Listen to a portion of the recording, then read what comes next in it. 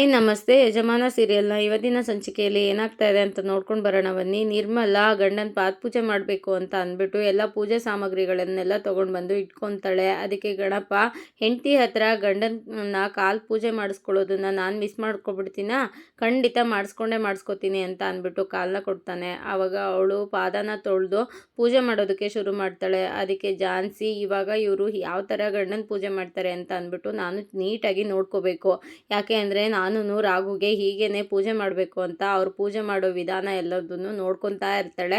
ಗಣಪ ಈ ಹಿಂದೆ ಎಲ್ಲ ಕಾಲು ತೊಳೆದಿದ್ದ ನೀರನ್ನು ಕುಡಿಯೋರಂತೆ, ಇವಾಗ ಅದನ್ನು ತಲೆ ಮೇಲೆ ಹಾಕೊಳ್ಳೆ ಸಾಕು ಅಂತ ಹೇಳಿದಕ್ಕೆ ನೀವು ಸುಮ್ಮನೆ ಕೂತ್ಕೊಳ್ರಿ, ನನಗದೆಲ್ಲ ಗೊತ್ತಕ್ಕಂತೆ ಅಂತ ಹೇಳಿಬಿಟ್ಟು ಅಕ್ಷತೆನ ಕೊಟ್ಟು ಗಂಡನ ಕೈಗೆ ನನಗೆ ಆಶೀರ್ವಾದ ಮಾಡ್ರಿ ಅಂತ ಅಂದ್ಬಿಟ್ಟು ಅಕ್ಷತೆ ಕೊಡ್ತಾಳೆ. ಅದಕ್ಕೆ ಗಣಪ ದೀರ್ಘ ಸುಮಂಗಲಿ ಭವ ಅಂತ ಅಂದ್ಬಿಟ್ಟು ಆಶೀರ್ವಾದನ ಮಾಡ್ತಾನೆ.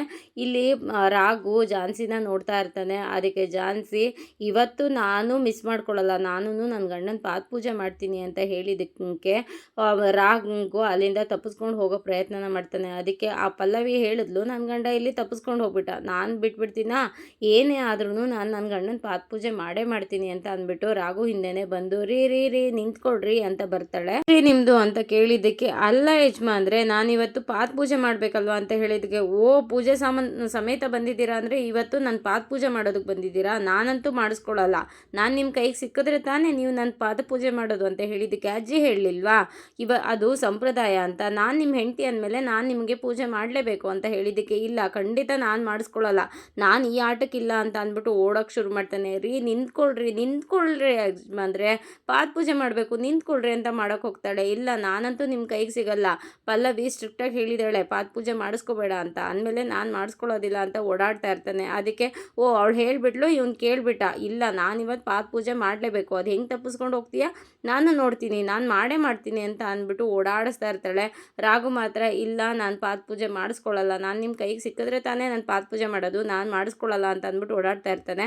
ಅಷ್ಟರೊಳಗಡೆ ಅಲ್ಲಿಗೆ ಸಂಗೀತ ಬರ್ತಾಳೆ.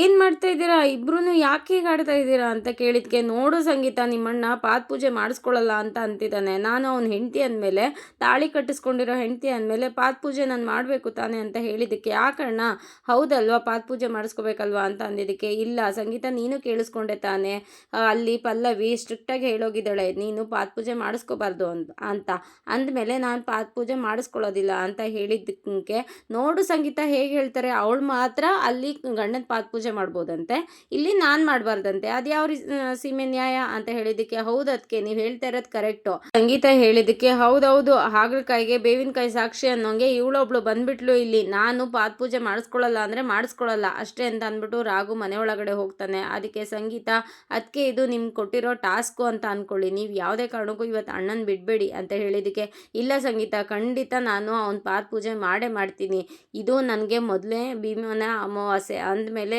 ನಾನು ಅದನ್ನು ಬಿಟ್ಕೊಡುವ ಮಾತೇ ಇಲ್ಲ, ಈ ಅಮಾವಾಸ್ಯೆನ ನಾನು ಬಿಟ್ಕೊಟ್ರೆ ನನ್ನ ಗಂಡನ್ನೇ ನಾನು ಬಿಟ್ಕೊಟ್ಟಂಗೆ ಆಗುತ್ತೆ, ಖಂಡಿತ ಅವನ್ನ ಬಿಡಲ್ಲ, ನಾನು ಪಾದ ಪೂಜೆ ಮಾಡೇ ಮಾಡ್ತೀನಿ ಅಂತ ಹೇಳ್ತಾಳೆ. ಹಾಗೂ ಮನೆ ಒಳಗಡೆ ಬಂದು ಅಯ್ಯೋ ಸದ್ಯ ಅವರಿಂದ ಹೇಗೋ ತಪ್ಪಿಸ್ಕೊಂಡು ಬಂದಿದ್ದಾಯಿತು, ಹೇಗಾದರೂ ಮ್ಯಾನೇಜ್ ಮಾಡಬೇಕು ಇವತ್ತು, ಹೇಗೋ ಅವರಿಂದ ತಪ್ಪಿಸ್ಕೊಂಡ್ರೆ ಸಾಕು ಅಂತ ಹೇಳಿದ್ದೇನೆ, ಫ್ಯಾನ್ ಏನಾಗಿದೆ ನೋಡೋಣ ಒಂದ್ಸಲ ಅಂತ ಅಂದ್ಬಿಟ್ಟು ಕೆಳಗಡೆ ಟೇಬಲ್ ಹಾಕ್ಕೊಂಡು ಫ್ಯಾನ್ನ ಚೆಕ್ ಮಾಡೋಣ ಅಂತ ಚೆಕ್ ಮಾಡ್ತಾ ಇರ್ತಾನೆ. ಅಷ್ಟರೊಳಗಡೆ ಜಾನ್ಸಿ ಅಲ್ಲಿಗೆ ಬಂದು ಪೂಜೆ ಸಾಮಾನೆಲ್ಲ ತೊಗೊಂಡು ಬಂದಿರ್ತಾಳೆ. ತೊಗೊಂಡು ಬಂದು ತಟ್ಟೆನ ಆ ಕಡೆ ಇಟ್ಬಿಟ್ಟು ಆ ಟೇಬಲ್ನ ಆ ಕಡೆ ತಳ್ಳಿಬಿಡ್ತಾಳೆ.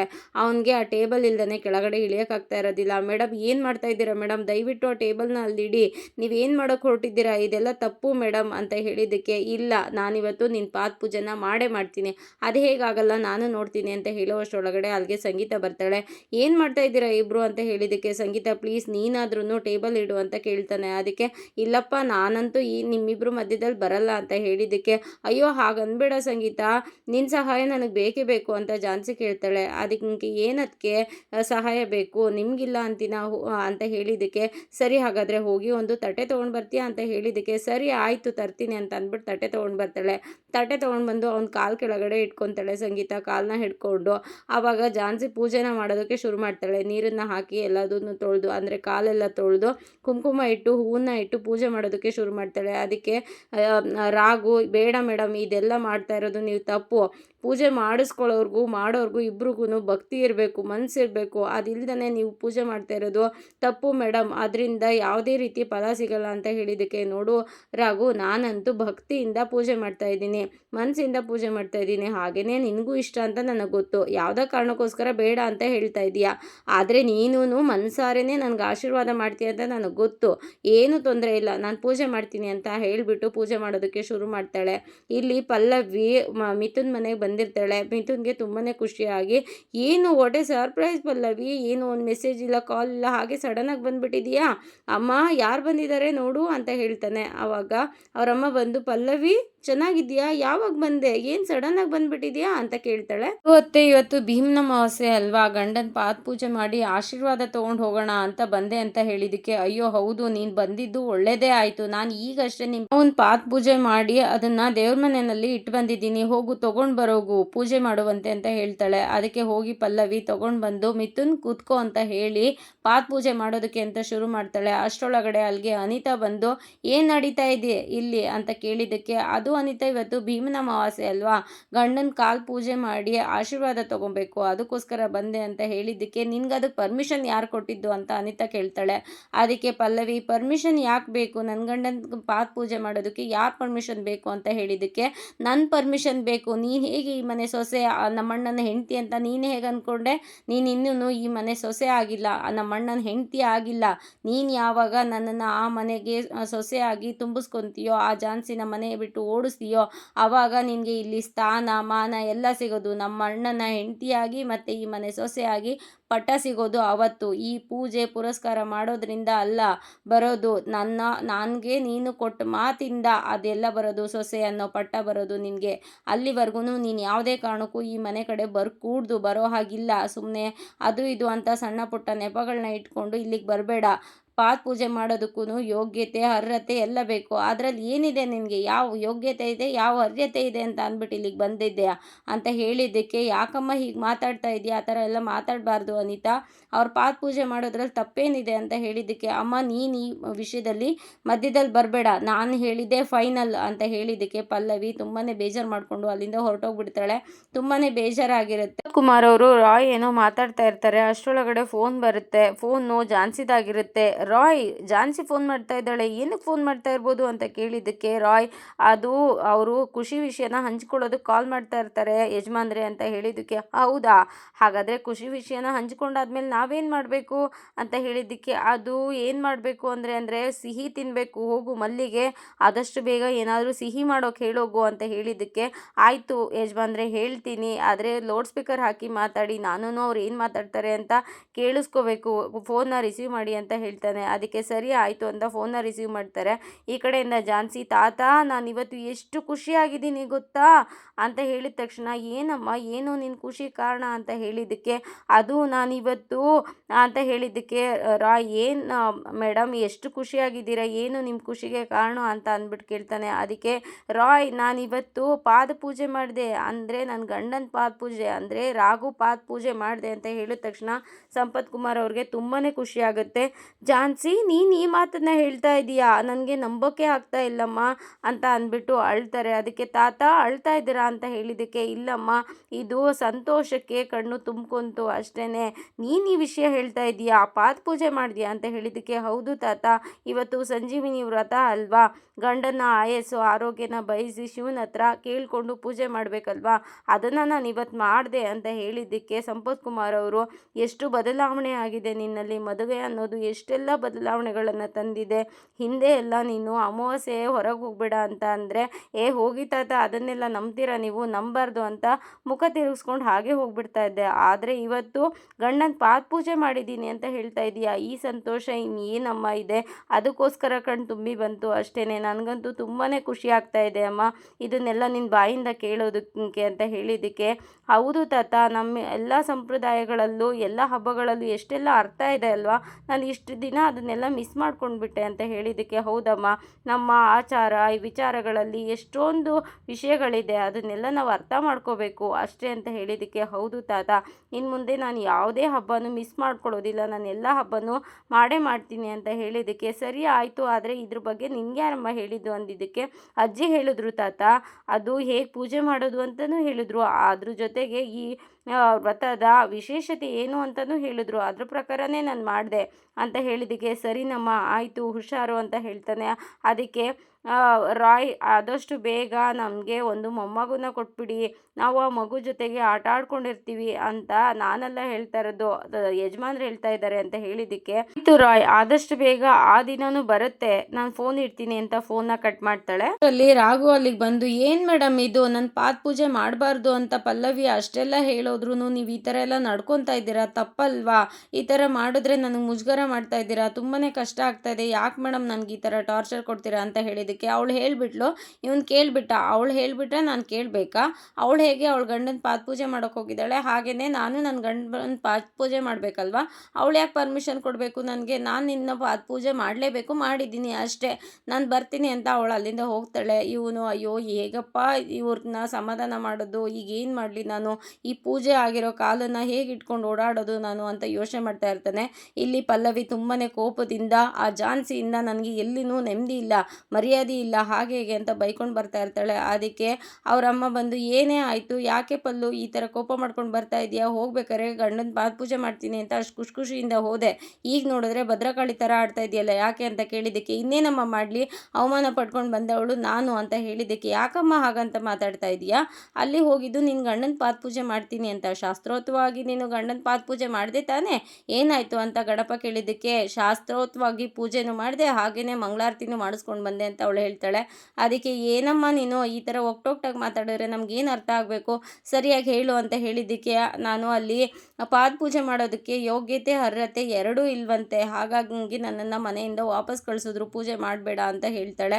ಅದಕ್ಕೆ ಯಾಕೆ ಹಾಗಂತ ಯಾರು ಹೇಳಿದ್ದು ಅಂತ ಹೇಳಿದ್ದಕ್ಕೆ ಅನಿತಾ ಹೇಳಿದ್ಲು, ನಾನು ನನ್ನ ಗಂಡನ ಪಾದ ಪೂಜೆ ಮಾಡೋದಕ್ಕೆ ಯೋಗ್ಯತೆ ಅರ್ಹತೆ ಎರಡೂ ಇಲ್ವಂತೆ, ಹಾಗಾಗಿ ನಾನು ಆ ಮನೆಗೆ ಹೋಗಬೇಕು ಅಂತ ಅಂದರೆ ಅವಳು ಈ ಮನೆಗೆ ಬಂದು ಆ ಝಾನ್ಸಿನ ಮನೆ ಬಿಟ್ಟು ಓಡಿಸಿದ್ರೆ ಮಾತ್ರ ಅಂತೆ ನನಗೆ ಅರ್ಹತೆ ಯೋಗ್ಯತೆ ಎರಡೂ ಬರೋದು, ಕೊಟ್ಟ ಮಾತನ್ನು ಉಳಿಸ್ಕೊಳ್ಳಿ, ಫಸ್ಟು ಹೋಗಿ ಅಂತ ಅಂದ್ಬಿಟ್ಟು ಕಳಿಸಿದ್ಲು ಅಂತ ಹೇಳಿದ್ದಕ್ಕೆ ಸಂಗೀತ, ಅಕ್ಕ ಅದು ಕರ್ಮ ರಿಟರ್ನ್ಸ್ ಅಂದರೆ ಇದೇನಾ ಅಂತ ಹೇಳಿದ್ದಕ್ಕೆ, ಏನೇ ನೀನು ಪಲ್ಲವಿಗೆ ಕೋಪ ಬಂದಿದೆ, ಉರಿಯೋ ಬೆಂಕಿಗೆ ತುಪ್ಪ ನಂಗೆ ಸುರಿತಾ ಇದೆಯಾ ಅಂತ ಅವರಮ್ಮ ಹೇಳ್ತಾಳೆ. ಅಲ್ಲಮ್ಮ ನಾನು ಹೇಳಿದ್ದು, ಅಲ್ಲ ಅಮ್ಮ, ಇಲ್ಲಿ ಅಕ್ಕ ಇಲ್ಲಿಂದ ಹೋಗಬೇಕಾದ್ರೆ ಏನೆಲ್ಲ ಹೇಳೋಗಿದ್ಲೋ ಅದೆಲ್ಲ ರಿಟರ್ನ್ ಆಗಿದೆ ಅವಳಿಗೆ, ಅದಕ್ಕೆ ಹೇಳಿದೆ ಅಂತ ಹೇಳಿದ್ದಕ್ಕೆ, ಏನೇ ಹಾಗಂದ್ರೆ ಅಂತ ಯಾವಾಗ್ಲೂ ಅಜ್ಜಿ ಹೇಳ್ತಾ ಇದ್ರಲ್ವಾ, ನಾವು ಬೇವಿನ ಮರನ ನೆಟ್ಟು ಮಾವಿನ ಹಣ್ಣನ್ನು ಬಯಸಿದ್ರೆ ಸಿಗುತ್ತಾ ಅಂತ, ಹಾಗೆ ಆಗಿದೆ ನೋಡಿ ಅಂತ ಹೇಳಿದ್ದಕ್ಕೆ ಸುಮ್ಮನೆ ಇರೆ ಅಂತ ಬೈತಾಳೆ. ಗಣಪನ್ಗೆ, ದೊಡ್ಡಪ್ಪ ನೀವು ಲಾಯರ್ಗೆ ಫೋನ್ ಮಾಡಿ ಅಂತ ಹೇಳಿದ್ನಲ್ಲ, ಫೋನ್ ಮಾಡಿದ್ರ, ಅವರು ಲಾಯರ್ ಬರಲಿ ಅವಳಿಗೆ ಮಾಡ್ತೀನಿ, ಫೋನ್ ಮಾಡಿದ್ರ ನೀವು ಅಂತ ಕೇಳಿದ್ದಕ್ಕೆ, ಹೌದಮ್ಮ ಫೋನ್ ಮಾಡಿದ್ದೆ, ಇನ್ನೊಂದು ಅರ್ಧ ಗಂಟೆನಲ್ಲಿ ಇಲ್ಲಿ ಇರ್ತೀನಿ ಅಂತ ಹೇಳಿದ್ದಾರೆ, ಇನ್ನೊಂದು ಅರ್ಧ ಗಂಟೆನಲ್ಲಿ ಬಂದ್ಬಿಡ್ತಾರೆ ಅವರು ಅಂತ ಹೇಳ್ತಾನೆ. ರಾಘು ಇಲ್ಲಿ ಆ ಕಡೆ ಈ ಕಡೆ ಓಡಾಡ್ತಾ ಇರ್ತಾನೆ, ಮನೆಯವ್ರಿಗೆ ಹೇಗಪ್ಪ ತೋರಿಸ್ಲಿ ಈ ಕಾಲನ್ನ, ಹೇಗಮ್ಮ ಅವ್ರನ್ನ ಫೇಸ್ ಮಾಡೋದು ಅಂತ ಯೋಚನೆ ಮಾಡ್ತಾ ಇರ್ತಾನೆ. ಅಷ್ಟರೊಳಗಡೆ ಝಾನ್ಸಿ ಅಲ್ಲಿಗೆ ಬಂದು, ಯಜಮಾನ್ರೆ ನಾನು ಎಂಥ ದೊಡ್ಡ ಮಿಸ್ಟೇಕ್ ಮಾಡಿಬಿಟ್ಟಿದ್ದೀನಿ ಗೊತ್ತಾ ಅಂತ ಹೇಳಿದ್ದಕ್ಕೆ, ಓ ಪೂಜೆ ಮಾಡಿ ಇವಾಗಾದರೂ ಮಿಸ್ಟೇಕ್ ಮಾಡಿದ್ದೀನಿ ಅಂತ ಗೊತ್ತಾಯ್ತಾ ನಿಮಗೆ ಅಂತ ಹೇಳಿದ್ದಕ್ಕೆ, ಇಲ್ಲ ಯಜಮಾನ್ರೆ ನಾನು ಅದ್ರ ಬಗ್ಗೆ ಎಲ್ಲ ಮಾತಾಡ್ತಾ ಇರೋದು, ನಾನು ನಿಮ್ಮ ಪಾದ ಪೂಜೆ ಏನೋ ಮಾಡಿದೆ, ಆದರೆ ನಿಮ್ಮ ಹತ್ರ ಆಶೀರ್ವಾದನೇ ತಗೊಳ್ಳಿಲ್ಲ, ನೀವು ನನಗೆ ಅಕ್ಷತೆ ಹಾಕಿ ಆಶೀರ್ವಾದ ಮಾಡಬೇಕಲ್ವಾ ಅಂತ ಹೇಳಿದ್ದಕ್ಕೆ, ಓ ಅದನ್ನು ಬೇರೆ ಮಾಡ್ತೀನಾ, ನಾನು ಮಾಡಲ್ಲ ಹೋಗ್ರಿ ಅಂತ ಹೇಳಿದ್ದಕ್ಕೆ, ಮಾಡ್ತಿರೋ ಇಲ್ವೋ ಇವಾಗ ಅಂತ ಹೇಳಿದ್ದಕ್ಕೆ, ಇಲ್ಲ ನಾನು ಮಾಡಲ್ಲ, ಅದೇನಾದರೂ ಆಗಲಿ ಅಂತ ಹೇಳಿದ್ದಕ್ಕೆ, ಇಲ್ಲ ನೀವು ಮಾಡಲೇಬೇಕು ಇವಾಗ ಅಂತ ಕೇಳ್ತಾಳೆ. ಅದಕ್ಕೆ, ಇಲ್ಲ ರೀ ಏನು ಮಾಡ್ಕೊತೀರಾ ಮಾಡ್ಕೊ ಹೋಗ್ರಿ, ನಾನಂತೂ ಮಾಡೋದಿಲ್ಲ, ಆ ದೇವ್ರ ಮೆಚ್ತಾನ, ನೀವು ನನಗೆ ಪಾದ ಪೂಜೆ ಮಾಡಿ ಈ ಥರ ಕಾಟ ಕೊಡ್ತಾ ಇದ್ದೀರಲ್ಲ ಅಂತ ಹೇಳಿದ್ದಕ್ಕೆ, ಓ ಹೆಂಡತಿಗೆ ಅಕ್ಷತೆ ಹಾಕಿ ಆಶೀರ್ವಾದ ಮಾಡೋದು ನಿಮಗೆ ಕಾಟ ಇದ್ದಂಗೆ, ಹಾಗಾದರೆ ಅದನ್ನು ನಿಮ್ಮ ದೇವ್ರ ಮೆಚ್ತಾನ, ನಾನು ಕೊಡೋದನ್ನ ಮೆಚ್ಚೋದಿಲ್ಲ, ಕಾಟ ಕೊಡೋದನ್ನ ನೀವು ಮಾಡೋದನ್ನ ಮಾತ್ರ ಮೆಚ್ತಾನ ಆ ದೇವರು ಅಂತ ಹೇಳಿದ್ದಕ್ಕೆ, ಅಯ್ಯೋ ನಿಮ್ದೊಳ್ಳೆ ಗೋಳಾಯ್ತಲ್ಲ, ನಾನಂತೂ ನಿಮಗೆ ಆಶೀರ್ವಾದ ಮಾಡಲ್ಲ, ಹೋಗ್ರಿ ಏನು ಬೇಕಾದರೂ ಮಾಡ್ಕೊಳ್ಳಿ ಅಂತ ಹೇಳಿದ್ದಕ್ಕೆ, ಹೌದಾ ಏನು ಬೇಕಾದರೂ ಮಾಡ್ಕೊಳ್ಳ, ಓಕೆ ಆಯಿತು ನಾನು ಹೋಗಿ ಒಂದು ಸತ್ಯ ಹೇಳ್ತೀನಿ ನಿಮ್ಮ ಮನೆಯವ್ರಿಗೆ ಅಂತ ಹೇಳಿದ್ದಕ್ಕೆ, ಏನು ಸತ್ಯ ಹೇಳ್ತೀರಾ, ಏನು ಮಾಡ್ತೀರಾ ಅಂತ ಹೇಳಿದ್ದಕ್ಕೆ, ಹೌದಾ ನಾನು ಹಾಗಾದರೆ ಹೋಗಿ ಅಜ್ಜಿ ಹತ್ರ ಜಸ್ಟ್ ಸತ್ಯ ಹೇಳ್ತೀನಿ ಅಷ್ಟೇ, ಪಾದ ಪೂಜೆ ಮಾಡಿದೆ ಅಂತವಾ ಅಂತ ಹೇಳಿದ್ದಕ್ಕೆ, ಏನು ಬ್ಲ್ಯಾಕ್ ಮೇಲ್ ಮಾಡ್ತಾ ಇದ್ದೀರಾ ಅಂತ ಹೇಳಿದ್ದಕ್ಕೆ, ಇಲ್ಲ ಬ್ಲ್ಯಾಕ್ ಮೇಲೂ ಇಲ್ಲ ವೈಟ್ ಮೇಲೂ ಇಲ್ಲ, ಜಸ್ಟ್ ಸತ್ಯ ಹೇಳ್ತೀನಿ ಅಷ್ಟೇ ಅಂತ ಹೇಳಿದ್ದಕ್ಕೆ, ನನ್ನ ಕರ್ಮ, ನನ್ನ ಟೈಮ್ ಸರಿ ಇಲ್ಲದೆ ಇದ್ದಾಗಲೇ ಇದೆಲ್ಲ ಆಗುತ್ತೆ, ಕೊಡಿ ಆಯಿತು ಮಾಡ್ತೀನಿ ಅಂತ ಹೇಳ್ತಾನೆ. ಅದಕ್ಕೆ ಸರಿ ಆಯಿತು ಆಶೀರ್ವಾದ ಮಾಡಿ ಅಂತ ಅಂದ್ಬಿಟ್ಟು ಕೆಳಗಡೆ ಬಗ್ತಾಳೆ. ಆದರೆ ಅವನು ದೇವ್ರು ಒಳ್ಳೇದು ಮಾಡಲಿ ನಿಮಗೆ ಅಂತ ಆಶೀರ್ವಾದ ಮಾಡಿದ್ದಕ್ಕೆ, ಹಾಗಲ್ಲ ಯಜಮಾನ್ರೆ, ಅದು ನೀವು ಸರಿಯಾಗಿ ಆಶೀರ್ವಾದ ಮಾಡಬೇಕು, ಅದೇ ಮುತ್ತೈದೆ ಆಗಿರುವಂಥ ಆಶೀರ್ವಾದ ಮಾಡ್ತಾರಲ್ಲ ಆ ಥರ ಮಾಡಬೇಕು ಅಂತ ಹೇಳಿದ್ದಕ್ಕೆ, ಓ ಅದು ಬೇರೆನಾ, ನನ್ನ ಕರ್ಮ ಆಯಿತು ಅಂತ ಹೇಳಿಬಿಟ್ಟು ಈಗ ಸುಮಂಗಲಿ ಭವ ಅಂತ ಆಶೀರ್ವಾದನ ಮಾಡ್ತಾನೆ ರಾಘು ಝಾನ್ಸಿಗೆ. ಆಶೀರ್ವಾದ ಆದಮೇಲೆ ಝಾನ್ಸಿ ಎದ್ದು ನಿಂತು thank you Raghu, thank you so much. ಇಷ್ಟೊತ್ತು ನನ್ನ ಮನಸ್ಸಿಗೆ ನೆಮ್ಮದಿನೇ ಇರಲಿಲ್ಲ ಗೊತ್ತಾ, ಸಮಾಧಾನನೇ ಆಗ್ತಾ ಇರಲಿಲ್ಲ. ಅದು ಯಾಕೆ ಅಂತ ನನಗೆ ಇವಾಗ ಅರ್ಥ ಆಯಿತು. ಪೂಜೆನೇ ಮಾಡಿದ್ರು ಆಶೀರ್ವಾದ ತೊಗೊಂಡಿಲ್ಲ ಅಂದರೆ ಅದರಿಂದ ಪ್ರತಿಫಲ ಹೇಗೆ ಸಿಗುತ್ತೆ? ಸದ್ಯ ನೀನು ಆಶೀರ್ವಾದ ಮಾಡಿದ್ಯಲ್ಲ, thank you so much Raghu ಅಂತ ಅಂದ್ಬಿಟ್ಟು ಅವಳು ಅಲ್ಲಿಂದ ಹೋಗ್ತಾಳೆ. ಇಲ್ಲಿ ರಾಘುಗೆ ಟೆನ್ಷನ್ ಆಗುತ್ತೆ. ಇವರೇನೋ ಪೂಜೆ ಮಾಡಿ ಆರಾಮಾಗಿ ಖುಷಿಯಾಗಿದ್ದಾರೆ, ಆದರೆ ನನಗೆ ಮಾತ್ರ ಟೆನ್ಷನ್ನು. ಹೇಗಪ್ಪ ಮನೆಯವ್ರನ್ನ ಫೇಸ್ ಮಾಡೋದು? ಈ ಕಾಲನ್ನ ಇಟ್ಕೊಂಡು ಹೇಗೆ ಹೋಗೋದು ಮನೆಯವ್ರ ಮುಂದೆ? ಈಗ ಏನು ಮಾಡಲಿ ಅಂತ ಯೋಚನೆ ಮಾಡ್ತಾ ಇರುವಾಗ ಆ ಕಡೆ ಒಂದು ಲುಂಗಿ ಒಣಗಾಕಿರ್ತಾರೆ. ಆ ಲುಂಗಿ ಕಾಣಿಸುತ್ತೆ. ಅದನ್ನು ತಗೊಂಡು ಇವನು ಸುತ್ಕೊತಾನೆ. ಅಲ್ಲಿಂದ ಬಂದಮೇಲೆ ಅನಿತಾ ಅವರಮ್ಮ ಅನಿತಂಗೆ ಬೈಯೋದಕ್ಕೆ ಶುರು ಮಾಡ್ತಾರೆ. ಯಾಕೆ ಇಷ್ಟೊಂದು ನಿಷ್ಠೂರವಾಗಿ ನಡ್ಕೊತೀಯ? ಯಾಕೆ? ಅವಳೇನೇ ಮಾಡಿದ್ಲು ನಿನಗೆ? ಅವಳು ಇವತ್ತು ಗಂಡನ ಪಾದ ಪೂಜೆ ಮಾಡಿ ಆಶೀರ್ವಾದ ತೊಗೊಂಡು ಹೋಗೋಣ ಅಂತ ಬಂದಿದ್ಲು, ಅದಕ್ಕೂ ಕಲ್ಲಾಕ್ಬಿಟ್ಟಲ್ಲ. ಯಾಕೆ ಆ ಥರ ನಡ್ಕೊಂಡೆ? ಅವಳು ಎಷ್ಟು ಬೇಜಾರು ಮಾಡ್ಕೊಂಡು ಹೋದ್ಲು ಗೊತ್ತಾ? ಇವತ್ತು ಅವಳು ಪೂಜೆ ಮಾಡಿದಿದ್ರೆ ನಿಮ್ಮ ಅಣ್ಣಂದು ಆಯಸ್ಸು ಆರೋಗ್ಯ ವೃದ್ಧಿ ಆಗಿರ್ತಾ ಇತ್ತು, ಅದಕ್ಕೂ ನೀನು ಕಲ್ಲು ಹಾಕ್ಬಿಟ್ಟಿಯಲ್ಲ. ಯಾಕೆ ಈ ಥರ ನಡ್ಕೊತೀಯ ಅಂತ ಹೇಳಿದ್ದಕ್ಕೆ ಏನಮ್ಮ ಮಾಡಿದೆ ನಾನು? ಇವಾಗ ಏನಮ್ಮ ಆಯಿತು? ಅವಳ ಹತ್ರ ಪೂಜೆ ಮಾಡಿಸ್ತಾ ಇದ್ದಿದ್ದಕ್ಕೆ ಕಾರಣನೇ ಬೇರೆ ಇದೆ. ಅವಳು ಯಾವುದೇ ಕಾರಣಕ್ಕೂ ಇವತ್ತು ಅಣ್ಣನಿಗೆ ಪೂಜೆ ಮಾಡಬಾರ್ದು. ಯಾಕೆ ನೀವೆಲ್ಲರೂ ಅವಳನ್ನ ಸೊಸೆ ಅಂತ ಒಪ್ಕೊಂಡಿದ್ದೀರೋ ಹೇಗೆ? ಅಥವಾ ನಿನಗೆ ಒಬ್ಬನೇ ಮಗ ಇರೋದು ಅಂತ ಏನಾದರೂ ಅಂದ್ಕೊಂಡಿದ್ಯೋ ಹೇಗೆ? ನಾನೊಬ್ಳು ಇಲ್ಲಿ ಮದುವೆ ಆಗ್ದೇ ಒದ್ದಾಡಿಕೊಂಡು ಇಲ್ಲಿ ಕೂತಿದ್ದೀನಿ ಅನ್ನೋದನ್ನೇ ನೀನು ಮರ್ತಿರೋ ಹಾಗಿದೆಯಲ್ಲ. ನನ್ನ ಬಗ್ಗೆ ನಿನಗೆ ಸ್ವಲ್ಪನೂ ಚಿಂತೆನೇ ಇಲ್ಲ. ಮಗನ ಬಗ್ಗೆ ಮಾತ್ರನ ಚಿಂತೆ. ಅವಳು ಚೆನ್ನಾಗಿರಲಿ ಅನ್ನೋದಷ್ಟೇನಾ ನಿನ್ನ ಬಯಕೆ ಅಂತ ಹೇಳಿದ್ದಕ್ಕೆ, ಇಲ್ಲಮ್ಮ ಆ ಥರ ಇಲ್ಲ, ನಿನ್ನ ಬಗ್ಗೆ ನನಗೆ ಚಿಂತೆ ಇಲ್ಲ ಅಂತ ಅಂದಿದ್ರೆ ಅವಳನ್ನ ಯಾಕೆ ಅವ್ರ ಮನೆ ಕಳಿಸ್ತಾ ಇದ್ದೆ? ಅದ್ರ ಬಗ್ಗೆ ನೀನೇನು ಯೋಚನೆ ಮಾಡ್ದೇ ಈ ಥರ ಬಿಹೇವ್ ಮಾಡ್ತೀಯಲ್ಲ ಅಂತ ಹೇಳಿದ್ದಕ್ಕೆ, ನೋಡಮ್ಮ ಅವಳ ಬಗ್ಗೆ ನನಗೆ ಯಾವುದೇ ರೀತಿ ದ್ವೇಷ ಇಲ್ಲ. ಅವಳ ಮೇಲಿನ ದ್ವೇಷಕ್ಕೋಸ್ಕರ ನಾನು ಈ ಪೂಜೆನ ನಿಲ್ಲಿಸಿಲ್ಲ. ನಾನು ಈ ಥರ ಮಾಡೋದ್ರಿಂದ ಅವಳು ಸ್ವಲ್ಪ ಸ್ಪೀಡ್ ಆಗ್ತಾಳೆ ಅವ್ರ ವರ್ಕಲ್ಲಿ. ಅಲ್ಲಿ ಝಾನ್ಸಿನ ಮನೆ ಬಿಟ್ಟು ಓಡಿಸೋದಕ್ಕೆ ಅವಳು ಪ್ರಯತ್ನ ಪಡ್ತಾಳೆ ಅಂತ ಹೀಗೆ ಮಾಡಿದ್ದೀನಿ ಅಷ್ಟೇ. ನಾನೇನಾದರೂ ಆ ಥರ ಮಾಡಿಲ್ಲ ಅಂದಿದ್ರೆ ಅವಳು ನಾಳೆನೇ ಇಲ್ಲಿ ಬಂದು ಜಾಂಡ ಊರಿರ್ತಾ ಇದ್ಲು. ಅದಕ್ಕೆ ಅವಕಾಶ ಕೊಡಬಾರ್ದು ಅಂತ ನಾನು ಹೀಗೆ ಮಾಡಿದ್ದೀನಿ ಅಷ್ಟೇ. ಅವಳು ಅಲ್ಲಿ ಝಾನ್ಸಿನ ಓಡಿಸಿ ನನ್ನನ್ನು ಮನೆಗೆ ತುಂಬಿಸ್ಕೊಂಡ್ರೆ ಮಾತ್ರ ಅವಳಿಗೆ ಇಲ್ಲಿ ಜಾಗ. ಇಲ್ಲ ಅಂತ ಅಂದರೆ ಅವಳು ಪರ್ಮನೆಂಟಾಗಿ ಅಲ್ಲೇ ಇರಬೇಕಾಗತ್ತೆ, ಇಲ್ಲಿ ಬರೋ ಹಾಗೆ ಇಲ್ಲ. ನಾನು ಮಾಡಿದ್ದೇ ಸರಿ, ನೀವು ನನ್ನ ಬಗ್ಗೆ ಯೋಚನೆ ಮಾಡಿ, ಇನ್ಯಾರ ಬಗ್ಗೆನೂ ಯೋಚನೆ ಮಾಡಬೇಡಿ ಅಂತ ಹೇಳಿಬಿಟ್ಟು ಅಲ್ಲಿಂದ ಹೊರಟೋಗ್ತಾಳೆ. ಅವ್ರ ಅಮ್ಮನಿಗೆ ಮತ್ತು ಅವ್ರ ಅಣ್ಣನಿಗೆ ತುಂಬಾ ಬೇಜಾರಾಗುತ್ತೆ. ಇವಳೊಬ್ಳಿಂದ ನಮಗೆ ನೆಮ್ಮದಿನೇ ಇಲ್ದಂಗಾಗಿದೆ. ಈ ಮನೆಯಲ್ಲಿ ಶಾಂತಿ ನೆಮ್ಮದಿ ಎಲ್ಲದೂ ಹೊರಟೋಗ್ಬಿಟ್ಟಿದೆ. ನಮ್ಮ ಮನೆ ಮಗಳಿಗೆ ಎಷ್ಟೆಲ್ಲ ತೊಂದರೆ ಕೊಡ್ತಾ ಇದ್ದಾಳೆ ಇವಳನ್ನ ಹೇಗಾದರೂ ಮಾಡಿ ಈ ಮನೆಯಿಂದ ಹೊರಗೆ ಕಳಿಸ್ಲೇಬೇಕು, ಏನಾದರೂ ವ್ಯವಸ್ಥೆ ಮಾಡಲೇಬೇಕು ಅದಕ್ಕೆ ಅಂತ ಮಾತಾಡ್ತಾ ಇರ್ತಾನೆ. ಅಷ್ಟರೊಳಗಡೆ ಝಾನ್ಸಿ ಅಲ್ಲಿಗೆ ಬಂದು, ಪಲ್ಲವಿ ಇಷ್ಟು ಬೇಗ ನೀನು ನಿನ್ನ ಗಂಡನ ಪಾದ ಪೂಜೆ ಮಾಡಿಬಿಟ್ಟು ಬಂದುಬಿಟ್ಯಾ? ಆದರೆ ನನಗಂತೂ ಆ ಅದೃಷ್ಟ ಇಲ್ಲ ಬಿಡು. ನನಗೆ ಅರ್ಹತೆ ಯೋಗ್ಯತೆ ಯಾವುದೂ ಇಲ್ಲ ಬಿಡು.